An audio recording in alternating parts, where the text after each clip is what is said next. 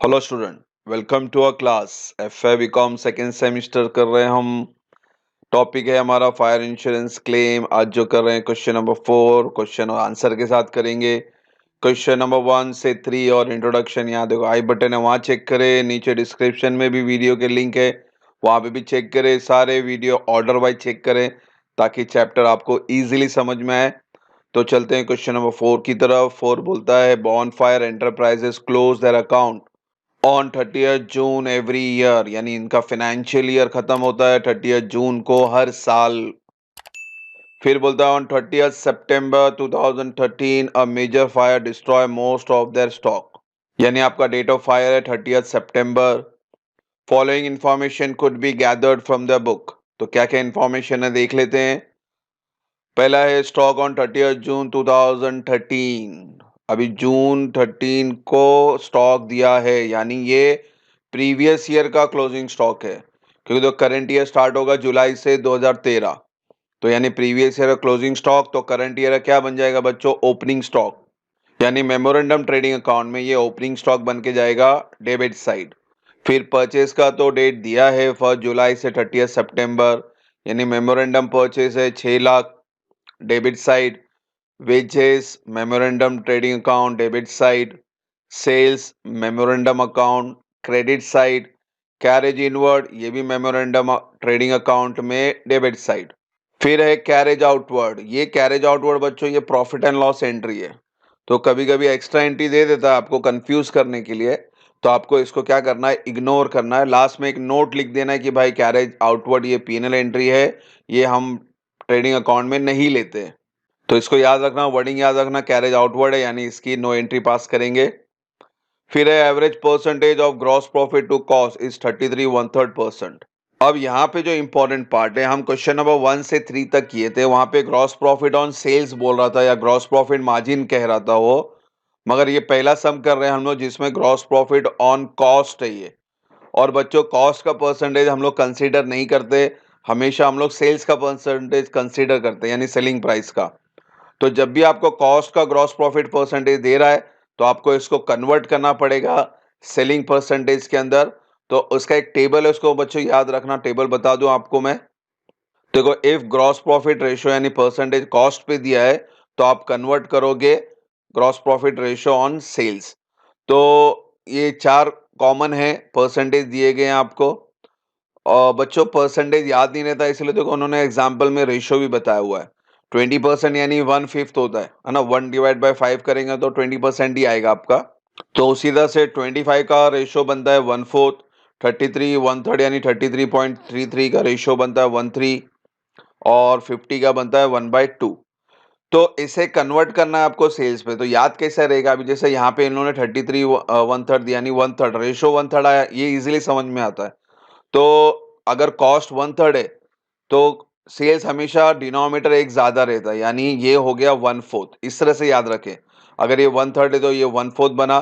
1/4 यानी 25%। 1/4 इंटू 100 करेंगे तो 25% आता है। तो आपको 33 1/3 नहीं लेना है, आपको लेना है 25%। ठीक है।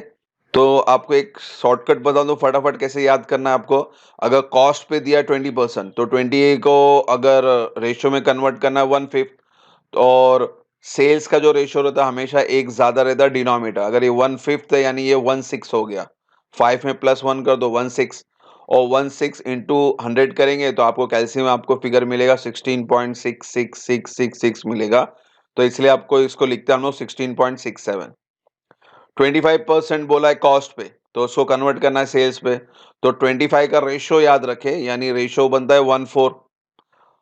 1/4 अगर कॉस्ट का रेशियो है तो सेल्स का रेशियो एक ज्यादा रहता है डिनोमिनेटर, यानी 4 में +1 करो कितना आया 5 आया, यानी 1/5। तो 1 और 5 को अगर इंटू 100 करेंगे तो आपको परसेंटेज क्या मिल जाएगा बच्चों, 20। तो इस तरह से बच्चों ये टेबल आपको हमेशा याद रखना है। कब याद रखना है, जब ग्रॉस प्रॉफिट कॉस्ट पे दिया रहेगा परसेंटेज, आप उसको कन्वर्ट करेंगे सेल्स में, तो ये टेबल उसको याद रखें। और फिलहाल इस समय हम क्या लेंगे, ग्रॉस प्रॉफिट का रेशियो 25% ऑन सेल्स। ठीक है। हाँ, अगर gross profit on sales direct दिया रहा तो कोई इश्यू नहीं है। और एक चीज, ग्रॉस प्रॉफिट परसेंटेज दे रहा है यानी आपको ट्रेडिंग अकाउंट यानी प्रीवियस ईयर का ट्रेडिंग अकाउंट बनाने की ज़रूरत नहीं है। इसको हर सब में इसको बोलते रहें तो याद रहेगा आपको कि ट्रेडिंग अकाउंट कब बनाना है। होप सो नेक्स्ट वीडियो में हम बनाएंगे ट्रेडिंग अकाउंट के साथ। तो फिलहाल तो हमें ट्रेडिंग अकाउंट नहीं बनानी है क्योंकि ग्रॉस प्रॉफिट परसेंटेज दिया हुआ है। कॉस्ट में दिया था, हमने उसको कन्वर्ट किया सेल्स में, 25% आ गया है। तो जब हम सम करेंगे तो वहां पे हम 25% लेंगे, ना कि 33.33। फिर अब आगे चलते हैं। सैलरी 75,000, ये तो हमारा नेक्स्ट स्टेप में आता है, इसको याद रखें। मेमोरेंडम ट्रेडिंग में तो नहीं आता, ये हमारा कंप्यूटिंग लॉस में आता है जहां हम इसको माइनस करते हैं। फिर पॉलिसी, ये तो हमारा सी पार्ट है, कंप्यूटिंग क्लेम में आएगा। पॉलिसी अमाउंट याद रखें। Claim was subject to average clause, following for the information is available. पहला है स्टॉक इन द बिगिनिंग यानी opening stock was calculated at 10% less than the cost. Opening stock यानी ये 3,60,000 की बात कर रहा है वो। 3,60,000 जो रिकॉर्ड हुआ है वो 10% लेस पे रिकॉर्ड हुआ है। और बेसिक परसेंटेज हमेशा 100 रहता है, यानी इसका जो परसेंटेज है वो 90% है। और हमें हमेशा एज एन अकाउंटेंट इसको 100% पे रिकॉर्ड करना पड़ता है। अगर लेस है तो आप इंक्रीज करेंगे, अगर मोर है तो आप डिक्रीज करेंगे। तो फिलहाल लेस है यानी ये 3,60,000 को आपको इंक्रीज करना पड़ेगा। कैसे इंक्रीज करेंगे, देखो यहाँ पे ओपनिंग स्टॉक अंडर वैल्यूड है और मैंने क्या बोला, ये 90% है, मुझे 100 पे कन्वर्ट करना है।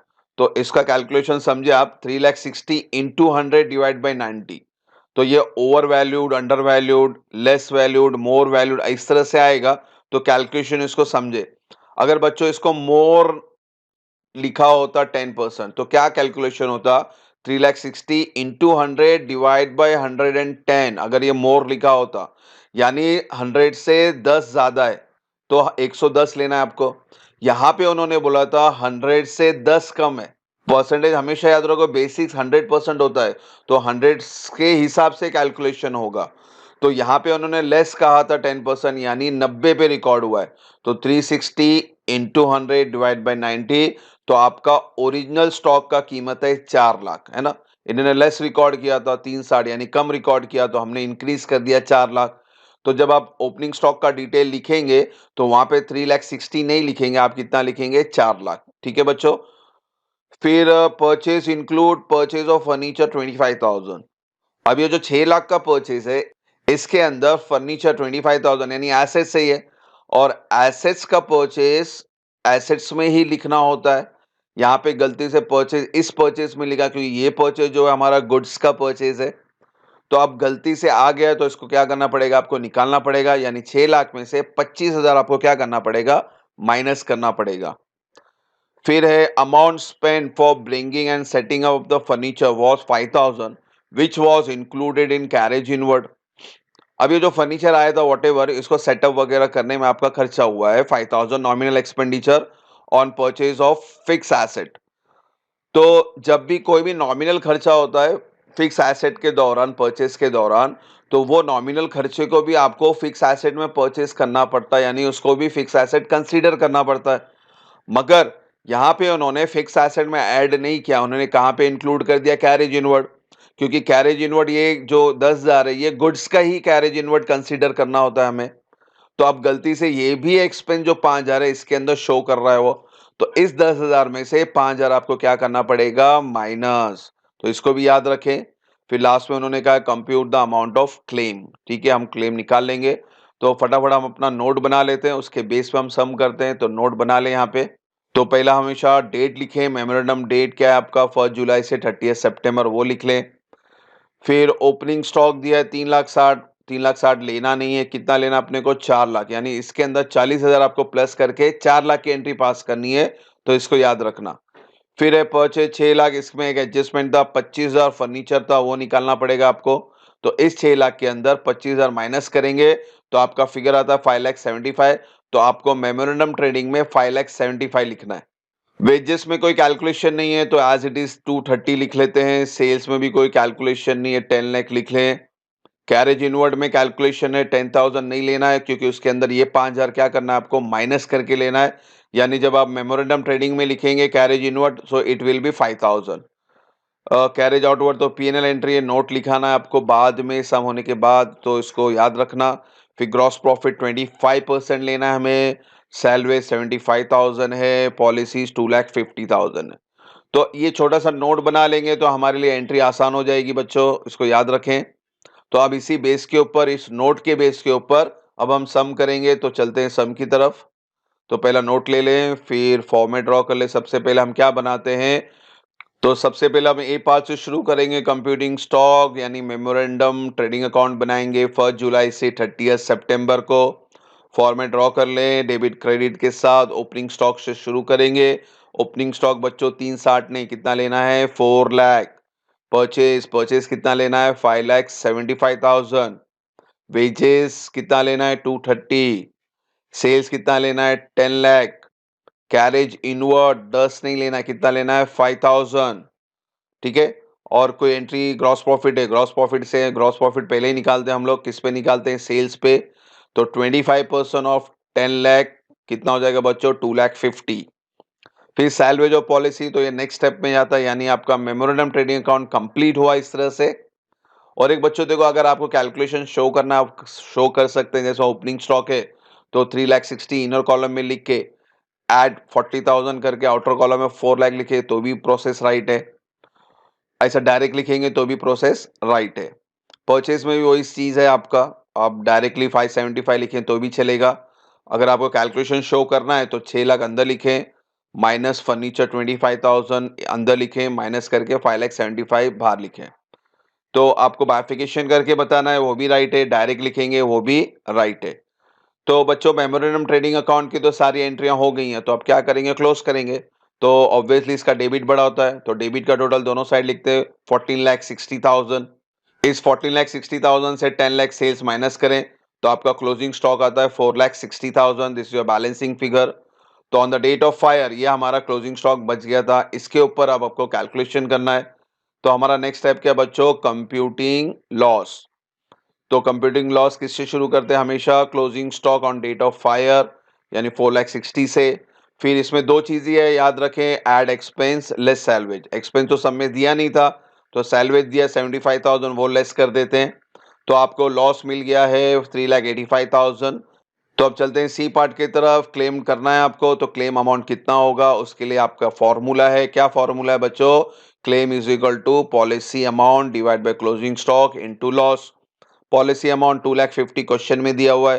क्लोजिंग स्टॉक आपने ढूंढा 4,60,000 इंटू लॉस 3,85,000।